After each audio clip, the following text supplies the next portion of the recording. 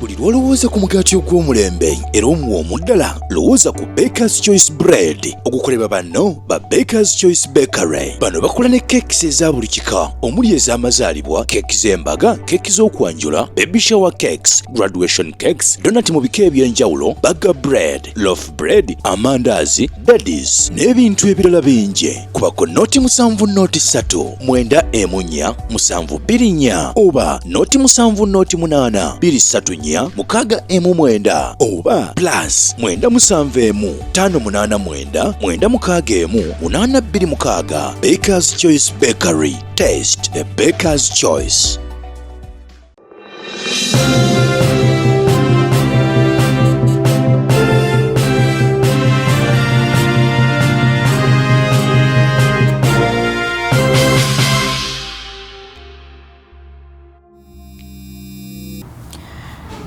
Bannaye tuvaniriza mikwano mwebale nnyo gyonna gye mukola emirimu mu ngeri emu oba endala mingi nnyo gye mukola naye nga naffe aba Nyondo Media tubeerewo nga tubalowoozaako.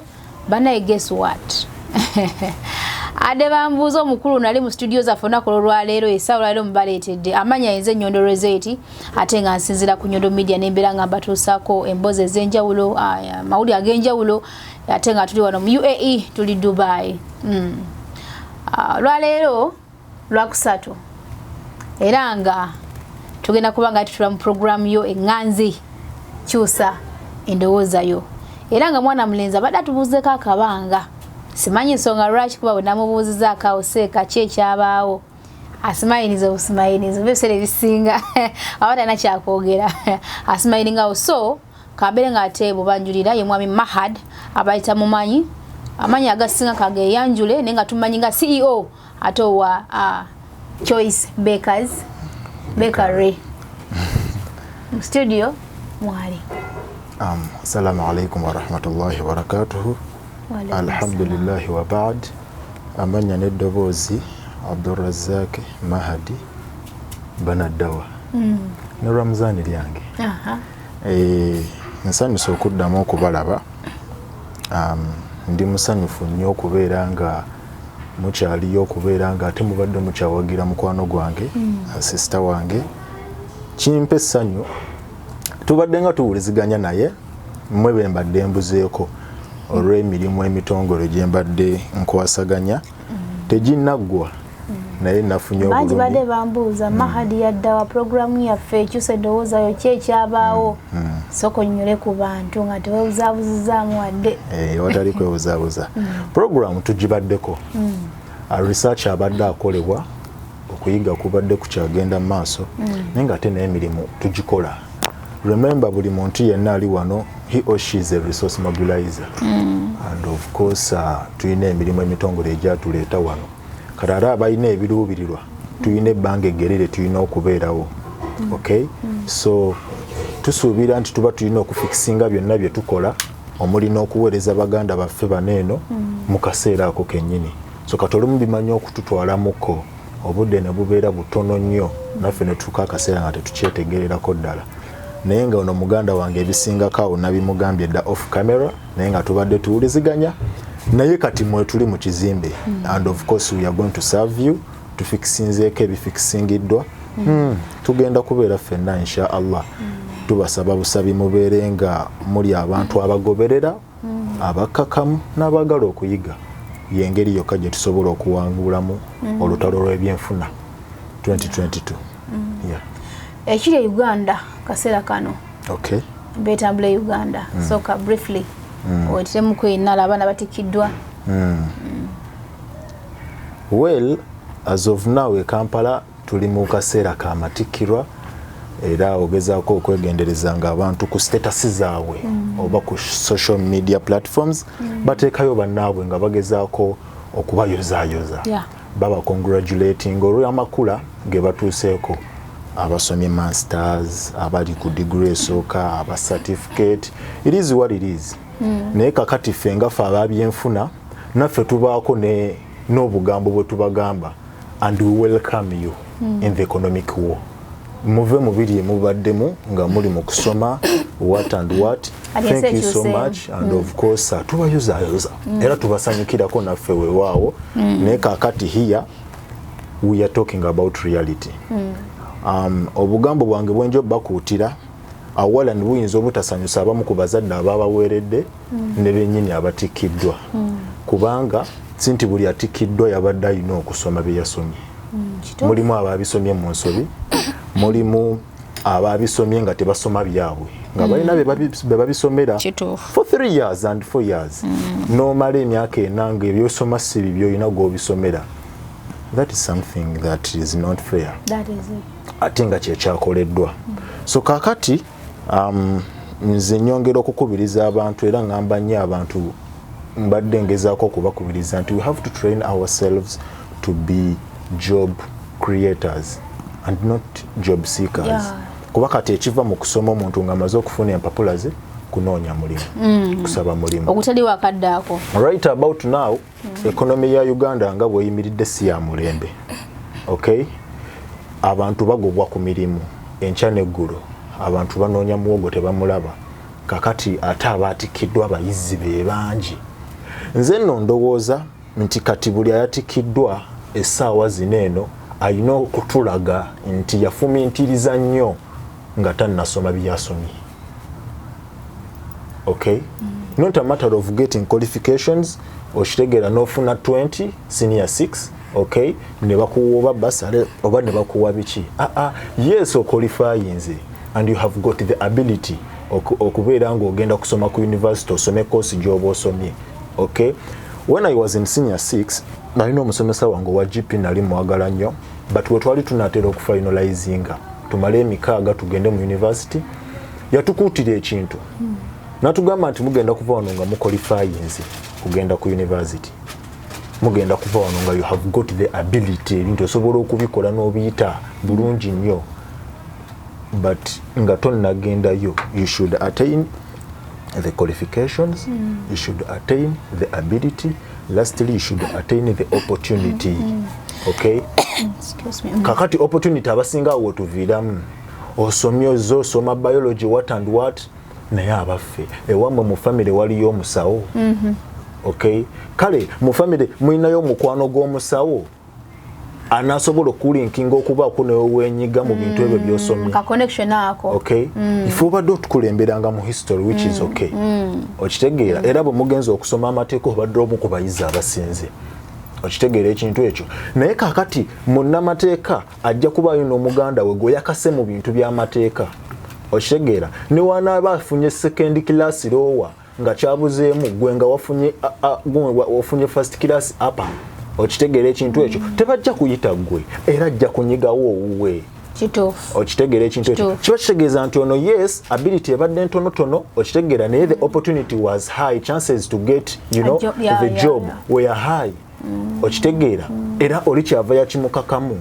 So kakati bwe tuba nga tetwa analyzinga bintu ebyo nga tugenda mu kusoma then wano mu kusoma tubadde tweyisa tutya. Tugezezaako okufumintiriza okulaba nga besides okusoma nyina ekintu ekirala kyensobola okwekolera oba gobadde ofa kusoma profession. Abantu bagenda ne basoma mathalan nasoma accounting, okay, asoma kubala bitabo. Okitegeera before nga tonnasoma kubala bitabo oyina n'okumanya nti ebitabo binene bye ngenda okubala nsobola ntya okuteekawo embeera eyeebalira ebitabo ebyange.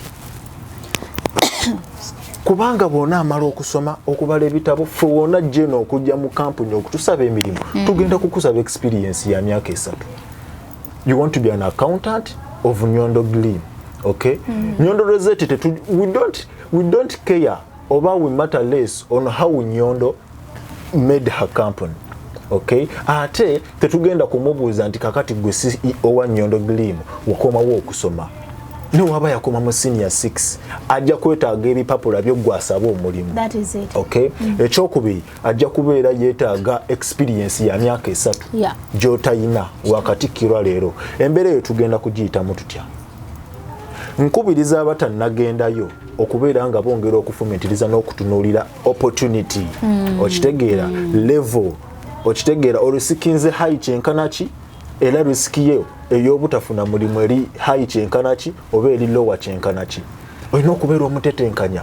You've got to have connections okitegeera mubeera musoma weno gye mukolera internship olina ebintu kakati abantu bencongratulating ennyo abantu ng'abasomesa kuba emirimu gyabwe tegitera kuba gyabbula okay gitera kubeera gya layisi mu nsasula naye era ng'alina wasomesa okay bayinza kumujooga kubanga musajja wa masters ne baagala okumuwa emitwalo 4 naye nga at least alina kyagenda okufuna naye tulina abantu ebintu bye tusoma ku university omuntu n'omubuuza nsoma ki ng'asoma social science n'omubuuza omanyi ki mu mutwe bisangi I'm sorry to say naye bisangibwa nnyo mbawala that is it okay kituufu nga byosoma nawe kennyini tobimanyi balina kosawo ze boogera ng'oba boogera ku tutiisatiisa okitegeera n'omubuuza bye bakola in society ogenda kutuyamba ki in Uganda ne mu nsi yonna abantu bonna abagaggawadde balina kye batunda bw'obeera ku university oli mu kukola profession era olina ekintu ky'oyagala okutunda kakati eyo knowledge gy'oli mu kufuna gy'ogenda okutuguza kakati ate abamu tebafuddeeyo kuginyiriza kimala na kunoonya maketi yaayo nti ngenda kutunda wa okay embeera tetwandigituuseeko bannayuganda singa tubadde tufumiitiriza bwe buli w'okuba muto kinoolabanga ku university yes ndi mugezi kino nnyinza okikola weterawo ogenda ewandegeyo ofuna omudala gwa chapati oba omudala gw'ebyennyanja ne chips otandika okutunda bakubuuze kiki naye nga gwe kyoliko okimanyi kozesa essimu yo applying what we call self education naddala ku side ya business kubanga business okusoma knowledge ene ya financial literacy is the only way to go omusomesa ne waba asoma oba ne waba asomesa byetaaga side businesses of which tagenda kuzikolamu nga tamanyi butya business wezikola kye kigendo tuleetanga wano buli lwakusatu okubeera nga tubangula baganda baffe ne bannyinaze ku butya bwe tulina okuddukanyamu emirimu gino babenga bakyusa endowooza zaabwe tewali ekyo kikujjako naye kakati gweoba wasazeewo oli ne ku ssente z'abakadde bo ogende mu university oyo ky'emyaka 4 tuition abadde wa $1.5 buli semester okay ate ngero ogenda komekerera onoonya capital anti kakati emirimu wegibula nga tebagibawadde olina capital kakati bw'otuuka okunoonya capital onoonya w'otandikira ne wabula capital omuto n'asookerwako kugenda wandegeya n'ofuna w'osobola otundira enkoko ekyo kati balaba nga kiba kibanafuyiza simply because they have academic papers and have got the pride okitegeera kakati alabira ddala ng'okugenda ewandegeya okutunda enkoko kintu kigenda munafuya naye ng'abo abatundawo enkoko basevinga $5,000 n'okwambuka waggulu olunaku nga tamanyi na mwana ze kuba byeyo mu nsi ng'amaze okuggyako buli kimu kye yakozesezza $5,000 economy kale tugambe efudde nnyo 3 4 owa boda akoze nnyo akola $5,000 olunaku bano bannammwe abalala b'employinga oba abalala abakolera mu kibuga bali ku 2.5 okay ate nga nabo basoma okay so I think abantu balina okugezaako okugula obwongo mu nsonga eno kyovulaba abantu abaguddewo obwongo bwabwe naddala mu nsonga zino ez'okugaba emirimu bagezaako okubabuuza ebibuuzo naye abantu bagwa interview nga tebagenderedde nagenderera okitegeera n'otuuka mu maaso kati nze omuntu oyinza otuuka n'omubuuza ebibuuzo ebyo bisatu byonna n'abigwa flat n'omugamba tujja kuyita okay bwe tubanga tugenda okukuwa omulimu tetutunulira academic papers zokka tutunulira kikyomanyi what do you know kyekiri mu mutwe okay kakati ono omwana agenze wali n'atunda enkoko gagezaako okubeera nga afuna capital omwezi aba asevinze $1.5 kituufu ng'eri wali bw'aba nga tayingidde mu bintu bya lifeist so kakati nkubiriza abantu bonna abatikiddwa obadde ne basire queen ne basire wati bwe tuba nga tuzze mu economic wo abo bwe bosooka okwesonyiwa mubadde ku tuition wa muzeeyi ng'asindika $10,000 buli lunaku okay ne mukolerako effujja eryo temuva mu mabaala kakati wano tuzze kulongoosa bulamu bwaffe ate temuli bato we need to become serious with our lives and goals you need to strategize okay I think that's enough. Tetujja kugenda nnyo wala kuba tulina omulamu gwe tuliko leero era okusinziira kwagamba magezi gowadde bannyinaffe baganda baffe abali eyo onoogambidde nti omuntu obukosimba nga omulimu teguli oba togufunye alisi nobeera nga ate okolayo akabizinesi akalala tugiyita oba investment so nekituleeta ku mulamwa gwaffe ogw'olwaleero ogwa investment Investment kyeki oba investing, who is an investor according to you ngagwe mukulu Mahad? Kuba gwe mulama gwaffe gwalero mbadde nsaba otubuli investment kitegeeza investing kyeki investor yaliwa. Investment eyina definitions nyingi okusinziira kwani nani akyogera. Nenze nsobola okugamba nti investment is an act, okay, of investing is an act, or it's the process, okay, of investing money for a profit, okay. Kakati bwe tubanga ekyo kye tugenda okukola akikola tumuyita investor. Okay. Akola omulimu ogwo ogw'okusiga ssente, okay, nga zinoonyaamu amagoba afuuka ki investor. Omuntu yenna agula asset nga asset eyo kyajagala muntu egenda kweyongera value, okay, asobole okugitunda nga ssente ze yagigula si zagitunze, agula abeera investor. Kyaba akoze tukiyita investing, okay. Kakati byonna we tubisaminga up, okay, ebintu ebyo byakoze oba aguze emmotoka n'amala n'agitunda ku bbeeyi ey'enjawulo, kubanga kusuubula na kutunda, okay, ekikolebwa tukiyita investing. Era bwe tubigatta wamu tugamba nti ebyobugagga byoyo oba ebintu bye byayina tubiyita investments, okay. Ebikola ssente, got me right? Yeah. Nga bw'aba akiguze leero nti aguze emmotoka ya miliyoni 10, okay, n'agiteeka mu bondi, kiba kitegeeza yanyigiriza n'afuna wagigula nga egenda kweyongera value mu katale, oba wagenda okugiteeka ayina kyagenda okugyongerako ekigenda okugyongerako ki value ng'asobola ogitonda miliyoni 15 oba miliyoni 2, okay. Aba mu business. Naye abantu abamu batya okuinvestinga ssente zaabwe mu bintu ebimu, oba batya okukwata ssente baziteeka mu kintu ekirala. Olowooza lwaki? Lwaki batya okuinvestinga? Well, ate kati eyo topic nayo ndala, okay, naye nga kiva mu kubeera nga abantu abo tebabeera ba entrepreneurs, tebabeera bayigirize kimala kubeera nga bakola ekyo ekyokuinvestinga. If you are an investor, omanyi mulimu ababyerimbikamu, okay, kati kiringa abantu abali wano abakola. Not everyone who is here nga yava Uganda yagamba yajja kola mbu yajja wano kukola, okay. Yes, we are mobilizing resources. Not everyone who is here that is a resource mobilizer actually, okay. Yeah, kakati abo baba tebamanyi kye bakola, okay. Yeah, waliwo kye tuyita risk taking, okay, in financial literacy. Okitegeera era tumanyi okudetermininga how high and how low the risk is, okay, when we are going to invest, okay, or the risk on an investment, okay. But tubeera nga tuli mu kudetermininga return on an investment, tudeterminingirawo ne risk ne tugibala eri high kyenkanaki eri low kyenkanaki. Kiri nnyo mbategese b'ebivulu. So kati bino byonna tubiminizinga.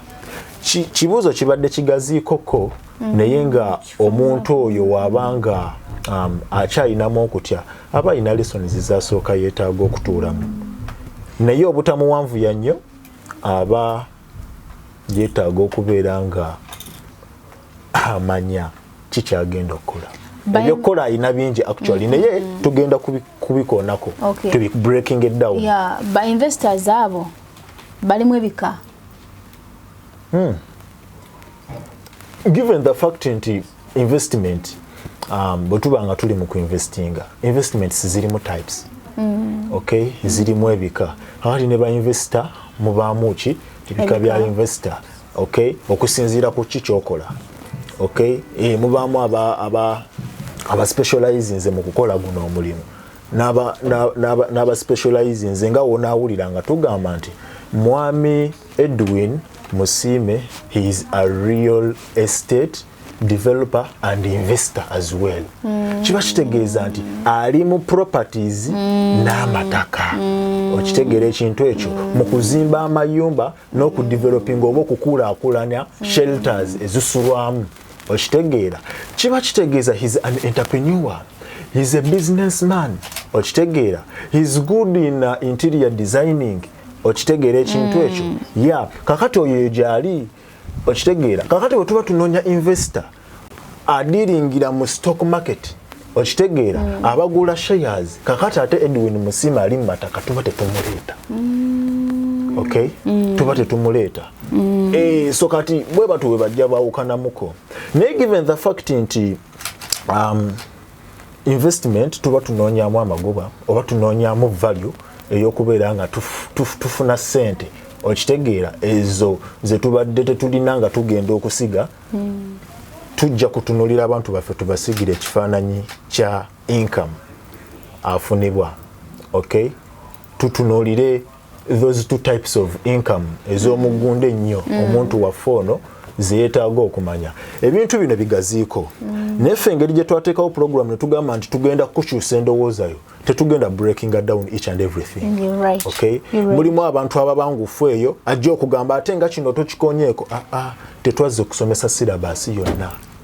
Tukoonako the key points. Tukoonako bukoonyi. Okay? Ate kakati tusomesa oba tukoonerako abantu banene abatafunye mukisa kumanya ku bino ebintu yadde. Tuleme kuteekamu luzungu lungi era tojja ziwulira vonka ziye eringa omuntu ekintu twetaaga kusooka kukinnyonnyola nyalo okakitegeere. Okay? Tugenda kukola ekintu nga kyangu nnyo, tukoonako ne tunnyonnyola ekyetaagisa omuntu tusobole okutambulira ku page ewamu. Era n'examples tugenda kukozesa eya companies ezimanyikiddwa oba okuweerako examples ez'abantu baffe wano eno. Kakati waliwo types bbiri ez'omugunda ennyo oba abantu baffe zenjagala bategeera when it comes to income. Nti omuntu investinga nga tutunulira magoba. Okay? Yeah, tujja kutunulira business butya bwe yeetaaga okubeera nga eddukanyizibwa, tutunulire stages zaayo mu misomo egiddako mu maaso awo, enteekateeka tuziina. Naye kaakati omuntu yenna ayagala okuinvestinga oba ali wane n'okukyeyo, income gy'ayagala okufuna egwa mu ttuluba ki? Okay? So we have got what we call passive income. Okay? Passive income yeriwa tugenda mu bulango bakama baffe. Passive income ze ssente. Omanyi omusajja ayitibwa Warren Buffett. Ye menta wa omugagga gwe bayita Bill Gates. Era ye Bill Gates akunyumiza n'akugamba nti Warren Buffett y'omu ku basajja abamu empoweringa. Okay? Abamuyambyeko nnyo okubeera nga atuuka waali. Bill Gates musajja mugagga nnyo nti yamalako emyaka egiwere ku 5 I think gyawera. Nga ye musajja asinga obugagga mu nsi yonna. Statistics zize zikyukamu waneeno, bano ba Elon Musk ne bajja mu gino emyaka naye ng'ate era akyali bataano abasinga. Agamba ati Warren Buffett nti if you don't have boba nga tolina kubo lyonna gy'oyingirizaamu ssente nga weebase, okay, ogenda kukola paka kufa. Okay? If you don't have a way on how to make money when you are sleeping, you are going to work until you die. Nkawereza abantu abakuba ekyeyo okutandikira wano Dubai n'ensi yonna kuba tulabwa globally. Abantu batulaba mu nsi ez'enjawulo tubasiima ate tubatumiddeko. Naye era nkabawa employees oba tuli ffenna bw'obanga tolina kubo lyonna liyingiza ssente nga weebase right now I'm sleeping oba tuli wano tutudde naye nga ndi eri nkola ng'ate kali kushuwa si bino eby'emisaala ssente z'omusala teziba kushuwa. Essaawa yonna bakugoba essaawa yonna zigana buganya okujja ne bakuluma ate nga tolina gy'ogenda kuwa. Okay? Yeah. Kakati when we talk about passive income, I can relate this a type of income on this quote ya Warren Buffett gyatuwa. Kitegeeza ki? Passive income ze ssente omuntu z'akola oba kyekika kya ssente omuntu z'ayingiza nga tayeenyigidde mu mulimu ogwo. Passive income. Yeah. Nga toliiwo personally. toguliimu sente nezijja nezekola zokka lwakuba the art tusobola okumanya ebyokulabirako webiri bingi nnyo naye njagala nkinyonyole bulungi otuuka akaseera nga gwampa ebyokulabirako tugende mu maaso naba nga ndi shapa ekimala nkumanyi kakati nti passive income gy'emirimu gye tukola nga mirimu gyeffe ffe ba boss naye nga right now I'm sleeping naye nga akasente kayingira ku account nga wali yali akola yes abakola babaayo ate bayinza obutabaayo kakati waliwo we babeera nga waliyo abakola oba nga sente zeekola sente zikozesa zinaazo ekyo nakyo gyekiri actually it's at a larger extent when it comes to passive income okay kakati ekintu kino eno kiyambako omuntu okubeera nga bw'abeera nga taliiwo bino mwana nti mbadde nga nkola mbadde musomesa naye mbadde nyinayo poloti yange eyo nga nagigula akasente bwe kati tutandikire ku example ezo okitegeera epoloti gye wagula $1,500,000 naye nga wagigula mu kifo ekidduka emisinde okitegeera those first developing cities buli obufo mu Kampala ng'osobola ogitunda ku $225,000 that is a passive tusobola okkiriza nti investment oba gyoba okoze sente zegenda okuwa tuziteeka mu passive income olwensonga nti tozibaddemu okay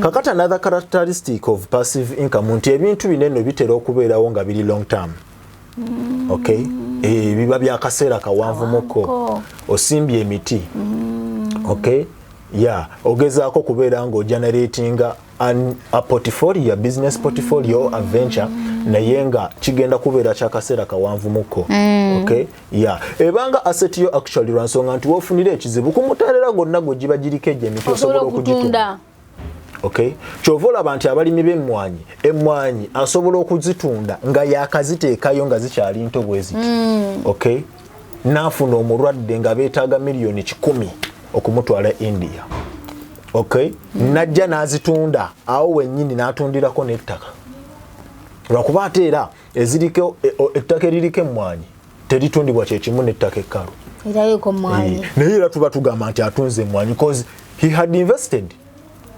okitegeera kakati gwatafiiriddeyo ddala kubaako nakyokola mu layini eyo nga sente okyakaddemu nkyakale lwa muyina enjawulo noono sente zineeno zituyambako okubeera nga tutereeza obulamu bwaffe okay n'okutuyambako mu bizibu by'ensi omanye ensi eyina calamities nyingi nnyo eyina ebizibu bingi nnyo ebiseera ebisinga bitera okugwawo I remember naliko ku bbaala emu ne mukwano gwange omu and this person yali ali kujjawo mmotoka ye ali musisinkanye nga tuyina business gye twagala okuclosinga kakati aba akuba reverse aleeta akabina kaveeyo jjukira obwo bubbaala bw'okukubo buba ne parking nga ntono kakati okukuba reverse ojjeyo emmotoka kiba kikwetaagisa okukubako akabina k'emmotoka mu kkubo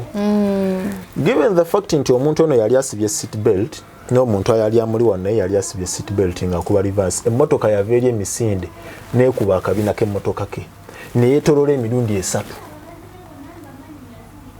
omutwe gwafuna obuzibu amatu ne gamuluma ye emmotoka yaggwawo ne bamugyamu ne bamutwala mu ddwaliro era yamala omwezi mulamba mu ddwaliro naye ekyamuyambako obutafuna buzibu kuba egyo emirundi 3 okusinziira emmotoka we yaggwawo yandibadde yafa ekyamuyamba baadallah yali asibye seat belt gwe wenna ali eyo alina bizinensi gy'okola waneeno kati ffe mu passive income tukuyita kusiba bikoba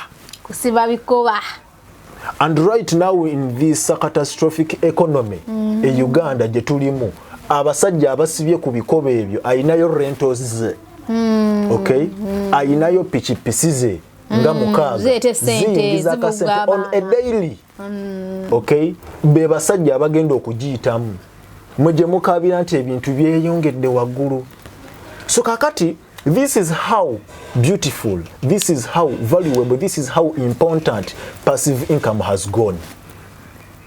nkuwadde example singa okubeera ennungi omusajja yawanwa okufa naye nga Mungu yayisiza mu kusiba nkuba temwagala kusiba nkuba but things happen ne lukutaasera ne bakusanga nga lwe balina okugira lwe luku era baadala singa ali teyalusiba buli lwe uba luti emmotoka yandi mukubye omutwe buli lwe uba luti neemukuba ogwokusantula nti omutwe gwate guyina entondo bagukubamu emirundi 3 ng'ofa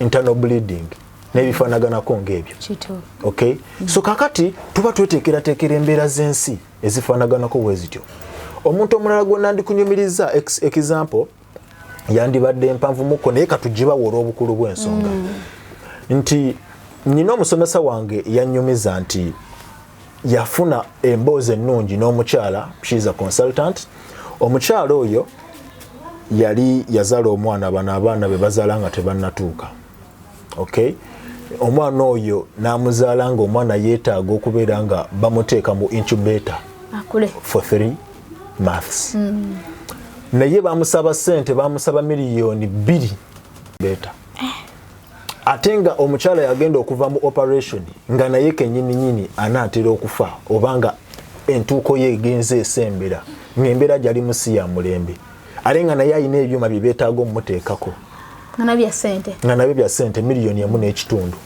buli lunaku this happened in mu Bungereza London okay bawo omukyalo ono n'akola bukubiriro okulaba nga ayita mu mbeera eno kakati wali eri miliyoni 2.5 omwana omuto ne maama kadde 3.5 every day omukyala yagenda okuyita mu myezi 4 nga baawe amulabanga katonda w'oku nsi olw'ekintu kye yamukolera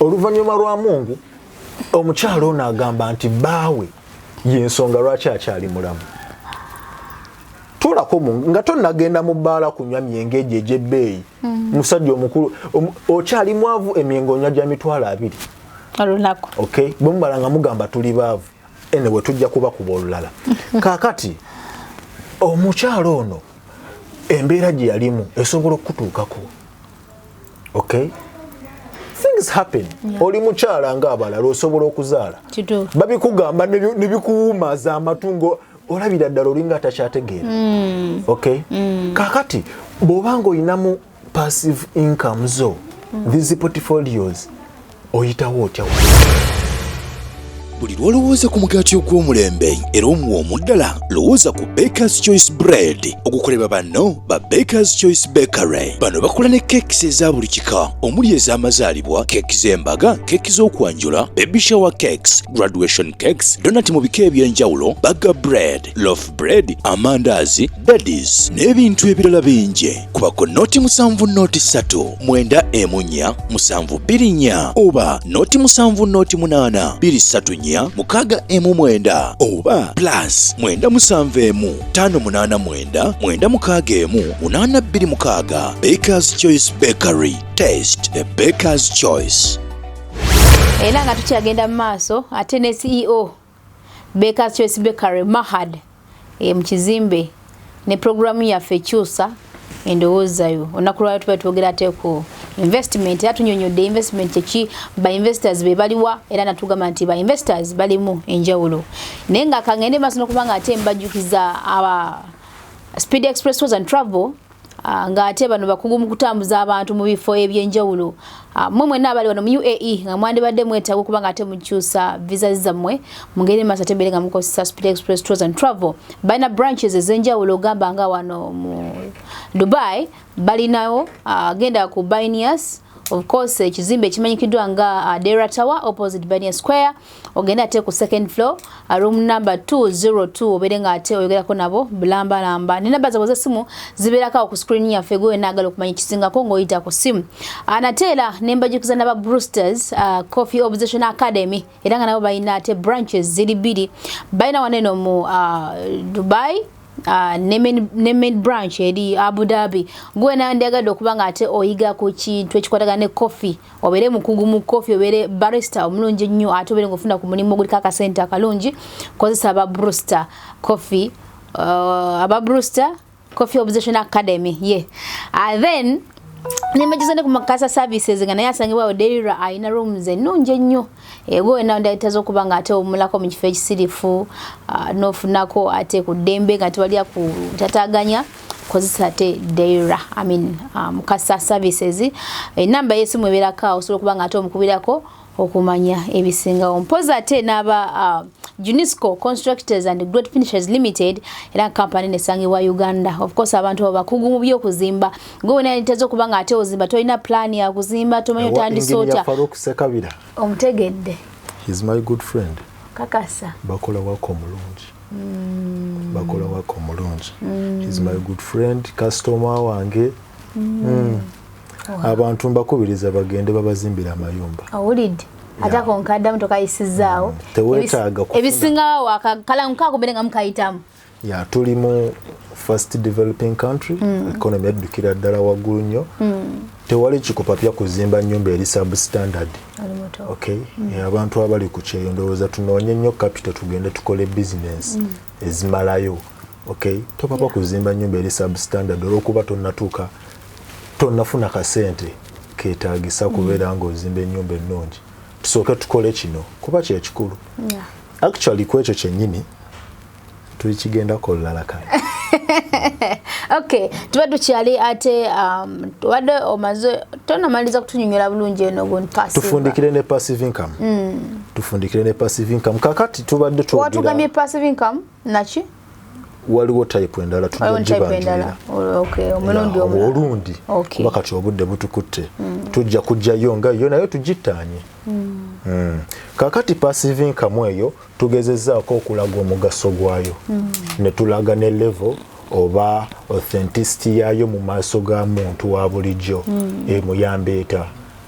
Ekyayamba bawo omukyalo ono okubeera nga ayamba mukyala we mu mbeera efaanaganako bweti. Bye bizinzi bino bye yali yateekayo n'egimu ku mikwano kuba akasente kaali kangi.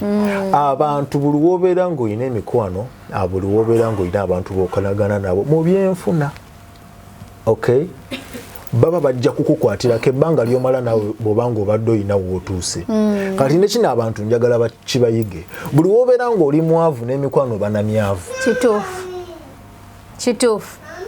Okay? Era ojja kukomenkereza nga ebirwadde ebyo ebizze ebyebbeeyi sente otandise kugenda ng'ozisoloza mizikiti na mu masomero. Okay? Ne bubeera buli bw'okola bizinesi bwe ziti ez'enjawulo, multi-million businesses. Okay? Ogezaako okufuna enkwatagana n'abantu abaddukanya ebintu bino oba n'abantu abalinamu ku nsimbi. Kakati calamities we ziti ennene, okay, oba challenges ennene we ziti we zijja, abantu bano bakukwatizaako. Era bakukwasizaako kinene okusinziira ku nsawo yaabwe. Naawe omwavu bw'onaafuna ebizibu we biti ebinene kuba byo tebiboola. Kyova olaba bo bibasanga bittabatte. Kituufu. Okay? Era naawe abakwasizaako bajja kuba banfuna ntono. Lwansonga be wasalawo okukwatagana nabo. Kituufu. Okay? Ate nga nze nzikiriza success and failure is based on reasoning and reality. Obugagga bwo oba obwavu bwo, you are the person who is responsible for it. Nawe oyagala nti nno endowooza yo simanya omutoli mwavu mutogo gwe mwavu. Toli mwavu mutogo gwe mwavu. Of course. Okitegeera. Akayisizaawo. Toli mwavu mutogo gwe mwavu katuufu. Lwakuba tetubadde tetujja kakozesa lwansonga kayina gwe kamanyikiddwa akakozesa. Okitegeera. Naye nga by right the fact is nti amagezi g'olina mu byenfuna it's directly proportional to your bank account balance. Your account balance. Okitegeera. Toyinza kugaggawala kusinga ky'omanyi. Era bw'olaba ssente wano we zikomye kwe kumanyako yongera onoonye okumanya. Manya bino butya bwe babikola. Manya bizinensi eno bwe baddukanya giyingira. Okay.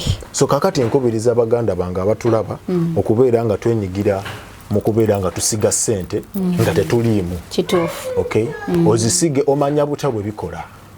Todduka buddusi kugula ttaka si kye tubatumye okukola. Make research. Okay? Omanya abantu beweesigisa mu bintu. Ebintu bino eno kakati passive income eyina amateeka geetambulirako.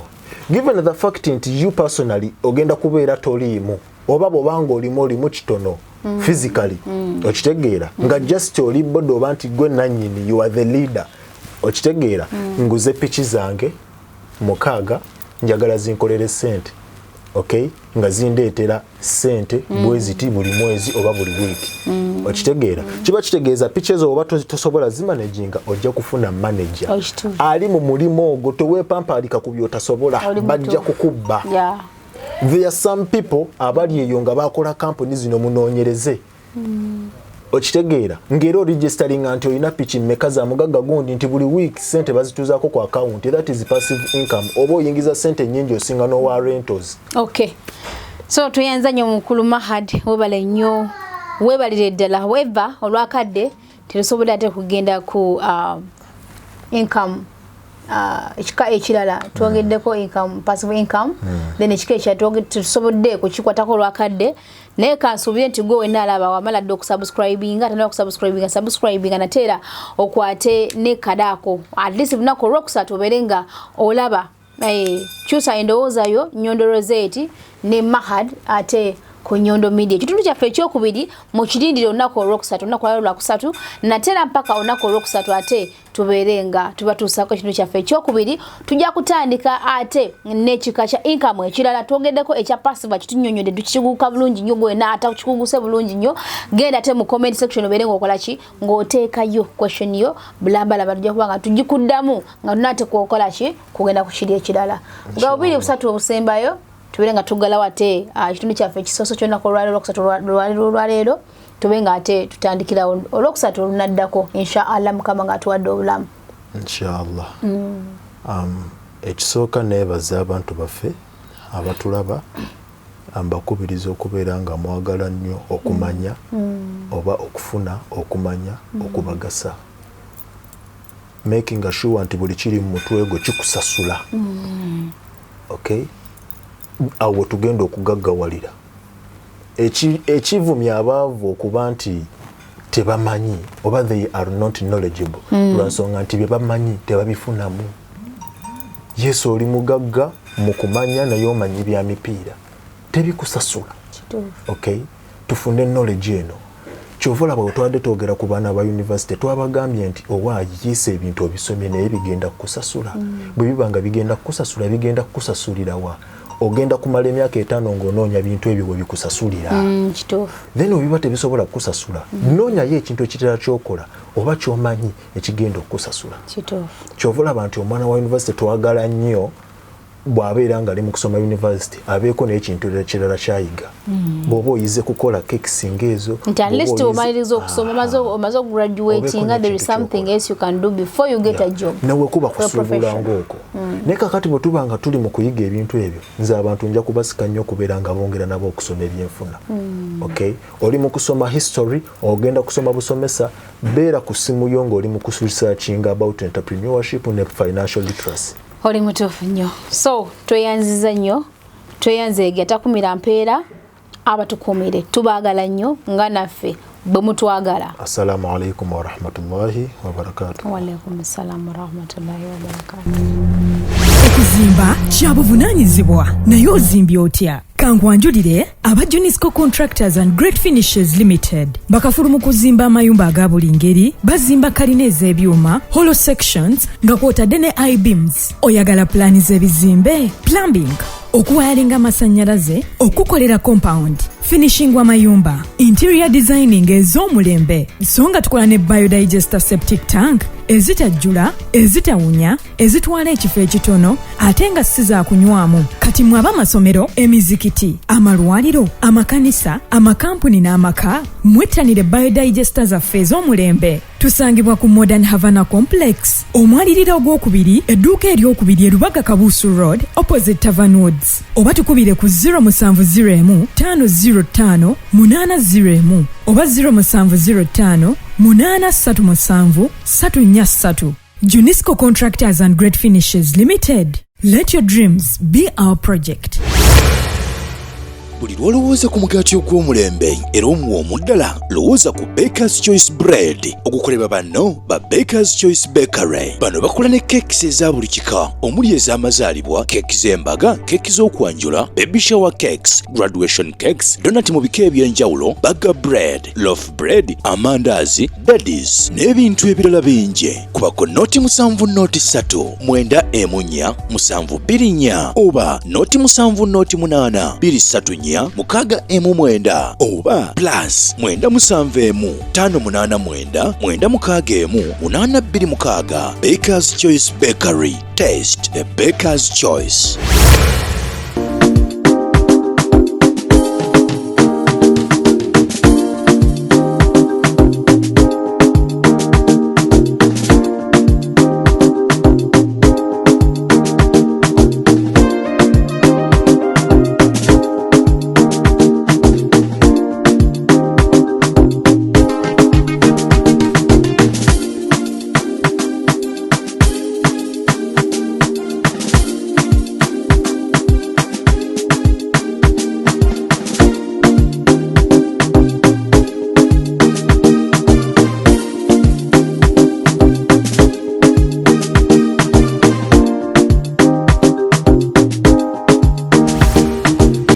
Tubaniriza mwenna bali ku Nyondo Media, amanya gange nze Gloria Morgan Cheswa aka Chaos Stroke Danger. Ndi wano batusako products okuva wano ku Nyondo Glim. Tuina ebintu ebirungi naddala erifa abakyala. Tuina products nga zigogola ffe abakyala kunyirira, kuwooma, kulabika bulungi, kuwunya bulungi, tewakyalira nsiko. Manya abantu abamu tugenda ne twogera ku nsonga zino ne mwetwana nti nze siwulira ndi mwana muto muganda ngo bate wasiko ojja sika wane Dubai. Ompulira ojja sika, ojja naaba ekyogo, ojja kwesiga ebizigo eby'omukisa, ebizigo ebikuleetera emirembe. Oli eyo toyina mulimu naye tomanyi kikutawaanya. Naaba ku kyogo, weesiige ku kyogo. Oli waneeno mbundi muwala mulungi naye tebandaba. Mama fe abatulaba tubajjawa. Kati nkwanjulira products zaffe, sagala weekwase. Njagala buli kyenkulaga ng'omanya omugaso gwakyo. Kano kamanyi, kano bakayita akadagala, akasika, enfu. Mwewunza nnyo ne mugamba ate nze ebyo sibitegedde. Enfu. Babi bayigiriza mu ssomero kati mbibayigiriza bukulu. Okwata omubisi gw'enjuki. N'okwataka olive oil. N'otabikamu akadagala kano. Katini. N'osika enfu. Omubisi gw'enjuki omanyi omugaso gwakyo. Kuwoomya. Kati n'ogamba ate nze siwooma bandyako gumu ne bandekawo. Munnanga bakulyako bajja waffe. Kati tukuwa eddagala toyagala likozesa. Kano kasika. Njagala munneetegereze. Producer wange teekako kamera wano wansi. Ate nze olubuto lunene ate olubuto lunnuma ndwala enjoka sibitegeera olwange terwali luti. Kano kasala. Ne kakuwaka bode nga akange. Ondaba? Tuyina eddagala lya buli kimu kyoyagala. Kano kasala. Olubuto kagogola emisuwa, kagogola omubiri. Ne tubaawo n'eddagala lino kyogo okitabula mu bizigo. Okwata ebizigo si lotion nti okwate lotion bino ebizigo ebiyiika no. Kwata ebizigo nga Johnson, kwata ebizigo nga Vaseline, otabikemu ekyogo kyaffe kino mu bizigo ebyo. Gwe buli w'omalira okunaaba weerongosezaako bulungi nga weesiiga ebizigo ebirimu eddagala lino. Kino kyogo tukinaabira mu mazzi. Okwata amazzi n'ogassa mu baketi yo mwogenda okunaabira n'oteekamu ekyogo. Toteekamu nti oyiwamu ddiibuuda no. Okwatako ekisaanidde n'oteeka mu mazzi go n'ogabikako we gali n'omala n'ogakwata oluvannyuma n'onaaba ne weegogolako ebisiraani ne weegogolako buli kizibu ekikuliko n'ofuna ku mirembe naawe n'otereera. Kati tuyina sabbuuni ono, tuyina n'ebizigo byaffe bino. Oyina embalabe. Siyina mbalabe mu face yange by the way musobola okundaba.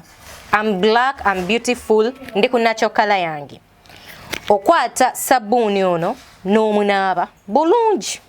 Tonaaba nga weekulubuunya wekute nnyo oba weeyonoona olina embalabe kwata sabbuuni ono omunaabe mpola weeweeta bwe weeweesi lususu mpola omala okunaaba otegere nti otukudde okwate ekizigo kyaffe kino weeyiseeko bulungi.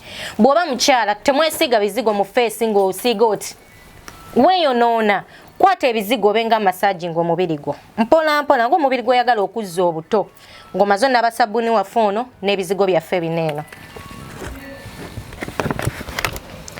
Kati tulina ekizigo kyaffe kino oli mu Dubai gw'oguze buli bizigo bye bagamba kino kya bbeeyi kino kya layisi kino kikola kino tekikola. Tulina ekizigo kyaffe kikino wano bakiyita Nyondo Glim kikola. Togenda kweruka togenda ku fadinga skin egenda sigala nga webadde naye egenda kunyirira egenda ku glowinga. Your skin is gonna glow nga toliimu kabalabe toliimu ki. You can look at my skin ndi muddugavu naye sina mbalabe ndi muddugavu naye skin yange erabika bulungi ne wemba seesiize bizigo naye nga naabye feesi yange eyina oil oyo gwereeta omulungi nti buli wennaaba neneesiga bino ebizigo olususu weweera. Kati olususu buli obutuli bw'oku lususu we bubeera nga buli open olususu lufulumya ebikyafu. Kati womala okunaaba ne weeyisaako akazigo kano wummula bulungi gweterera relax. Ne wonoddamu okunaaba olunaku lwe lumu n'otobyezza ku lususu olususu still lugenda sigala nga luli smooth nga lussa bulungi ate nga luweweevu bulungi. Mwebale kulaba products zaffe nsaba mutuwagire musobola subscribinga ku Nyondo Media ne mulaba products zaffe enamba yaffe y'essimu yiino gwayagadde okola order tusobola okudelivaringira okuba bukubi ku namba eno Instagram, Twitter and Facebook at Nyondo Media. Toyanziza nnyo. Come and support us. You can subscribe. Tujja kuba tukufuna wonna oba otwetagidde. Nyondo Media esinsira Dubai nebuna amawanga gonna walai edukiridde bana Uganda batalina mwasirizi. Hey! Nyondo Media tuli wamu naawe. Nyondo Media tuli wamu naawe. Nyondo Media eli wamu naawe. Nyondo Media